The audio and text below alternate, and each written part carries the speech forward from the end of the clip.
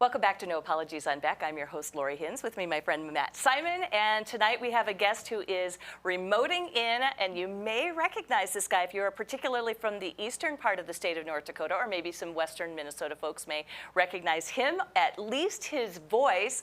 With us is Brad Schmidt, formerly of KNOX in Grand Forks, and now he's got a brand new gig, and I am so excited about your new job. Thank you very much, Brad, for being on the show tonight.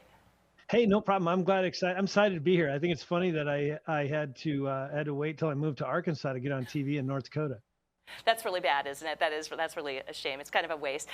Here's the thing that I love about what you have done with your job is that for years and years and years, people who have listened to you on the eastern part of the state also, without realizing it, have heard me. Yes, yes. So I don't know if you want to explain it or if I should, but you got the nickname the Smooth Voice Lady because you did the intro. You recorded the intro for my show, for my radio show, and many times people would ask me, "Who's the Smooth Voice Lady?" And I said, it's just somebody I know. And so I never revealed that it was you. So this is a first.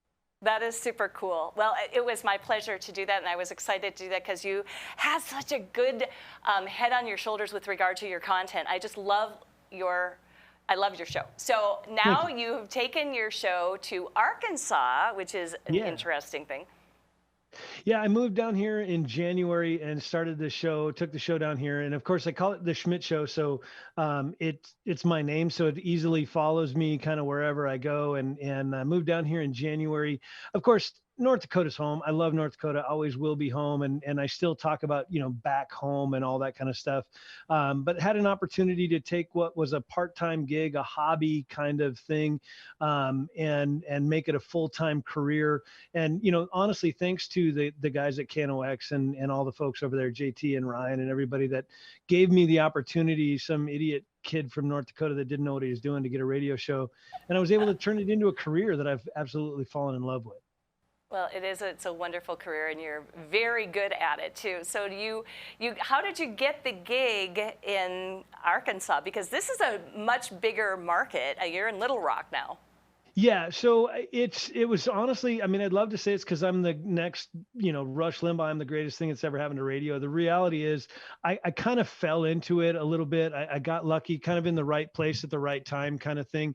And so I was able to, through a couple of different connections and kind of an accidental event in Tennessee. And it's a long story, but I applied and my resume and my application was selected. And so here I am now in a top 100 market and doing a job I couldn't imagine doing anything else.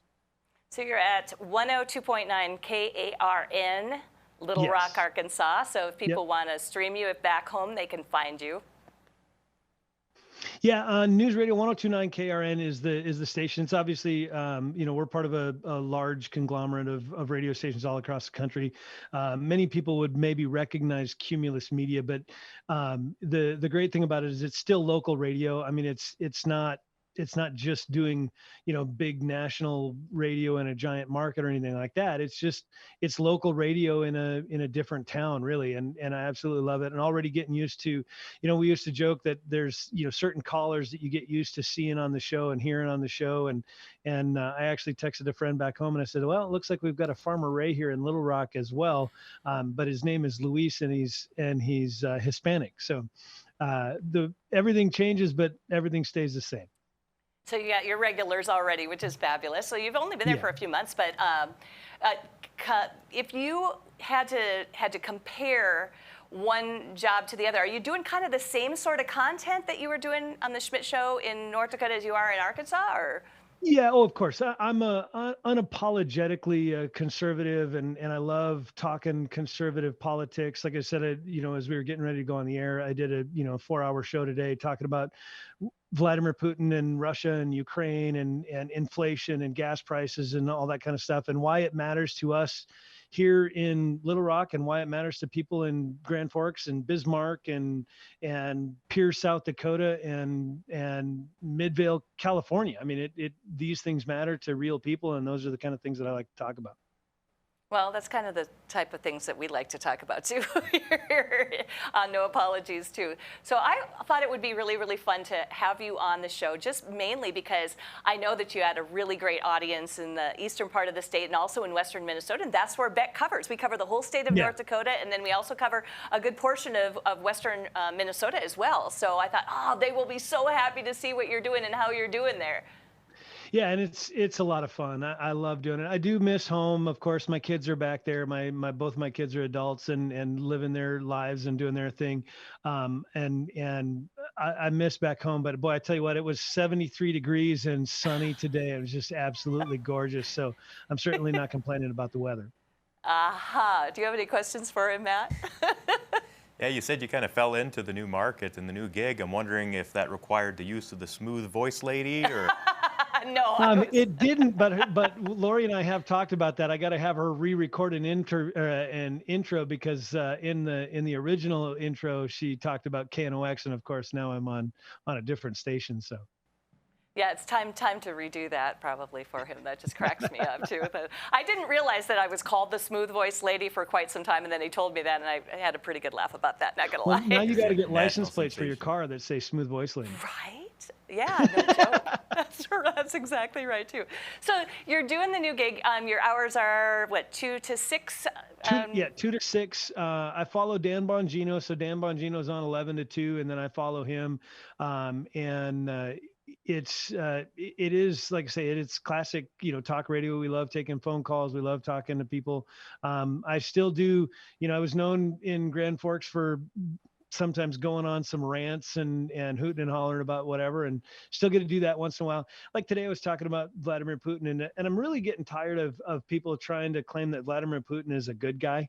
And that he's this, because Zelensky's corrupt or somehow that excuses Vladimir Putin's behavior. I mean, it's important to point out that, look, you can be and have corruption in all these countries and around the world, and it still doesn't make Vladimir Putin a good guy. He's a megalomaniac, pathological psychopath, and he's got to be stopped, and we got to figure out how to do that. And whatever that looks like, we can debate about all day long. But I love ranting about that kind of stuff too. Before I got off on a tangent here, I should probably. No, that's exactly what I was looking for. I kind of wanted to know what you talked about on your show too, so I can just steal it and use it here. So I thought we would talk a little bit about North Dakota versus Arkansas, because when you made the move from North Dakota to Arkansas, people could say, oh man, that's going to be a huge leap. But politically, probably not such a big leap, because there are some very good similarities between the two states. Yeah, there really are, and it's a really, even culturally, there's not a whole lot of difference. It's it's salt of the earth, regular Joe Americans, and it really is a great community, and they've already fallen in love with it. I've only been here, like say a couple of months. We're already working on buying a house. We made an offer last week, and we're getting ready to close next month on that. And it really is a great area. But even similarly in politics, that we've got a very red, very conservative state legislature, a supermajority in both houses. There's a lot of similarities that way. And there's a lot of, I've always joked in North Dakota that we're very Republican. We're not always as conservative as we would like to be, but we're very Republican. And some of that plays out here too. It's a little bit more conservative here in Arkansas and than what we would see in North Dakota, but very similar political culture for sure. There's a lot of similarities. Well, I thought it would be fun to talk a little bit about your governor's race, because this is one this is one that's well known across the United States. I've known since, I don't know, January of last year, when she announced that Sarah Huckabee Sanders was going to be running for governor. And I thought, wow, this is great. I'm also really familiar with the Republican National Committee people from that great state. Let's see, there's Janelle Fulmer and Jonathan Barnett is the National Committeeman. And then I know Mickey McAlinden, who is your National Committee woman in your state too. So really, really great people. And I also got to meet Doyle Webb, who was on the RNC when I first started. And so I know him as well. And I know that he is running for lieutenant governor in your state as well. Oh, your audio is gone. We have no audio from you. Your audio just disappeared there. You get that figured out. We got nothing right now. I'm just going to talk for you right now. Okay. All right. So I'm going to give you some. There you go. Are you back? There we go. Are we back? I can hear you. Okay. I'm not sure All what right. happened there. So I don't know. anyway, first of all, our governor's office, that race, Sarah Sanders, of course, is the favor. I think she's something like polling at like 68% or something like that, some huge number. So it basically, whoever wins the primary is going to be the governor.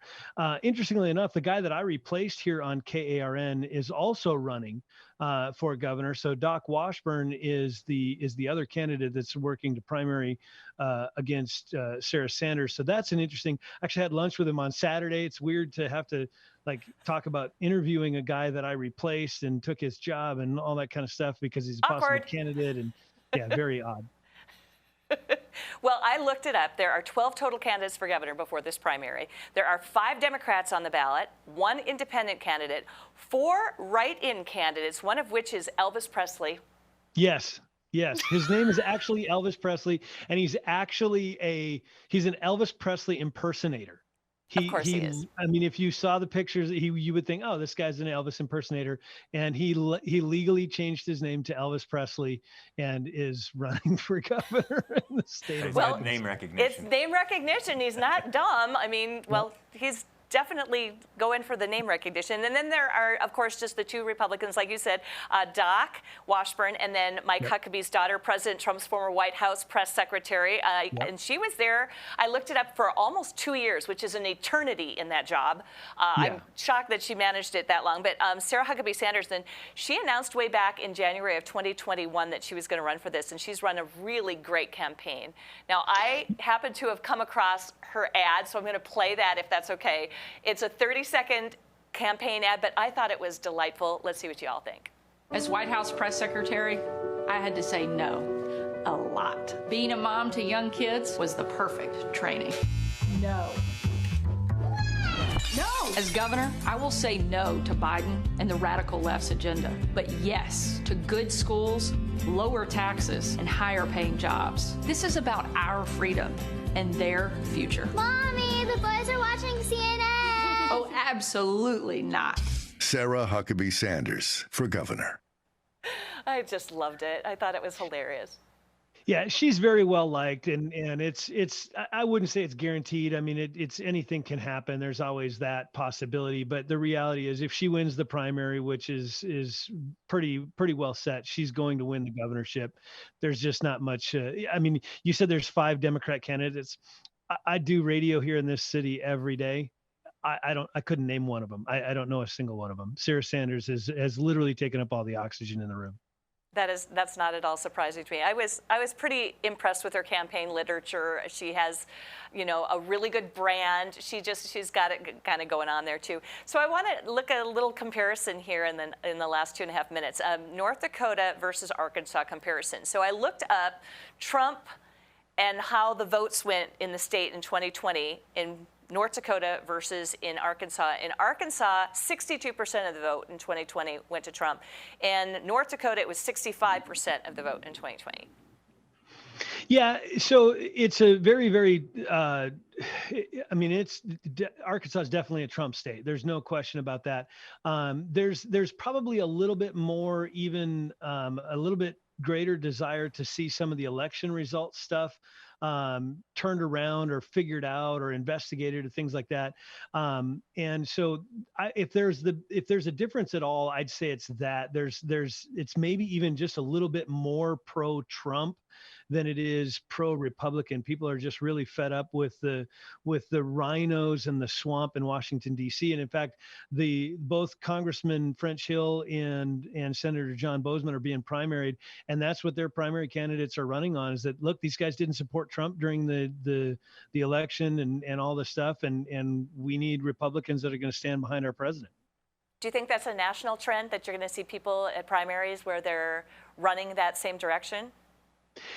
Yeah, I mean, I'm a little more skeptical of that, because the way I see it personally is when it comes to Trump, I don't really care if it's Trump or if it's Ron DeSantis or if it's, Bob Jones or Sally Smith, as long as they're going to do solid conservative stuff and push the conservative agenda forward. And I think most Americans feel that way. But I think right now Trump is just the face of that.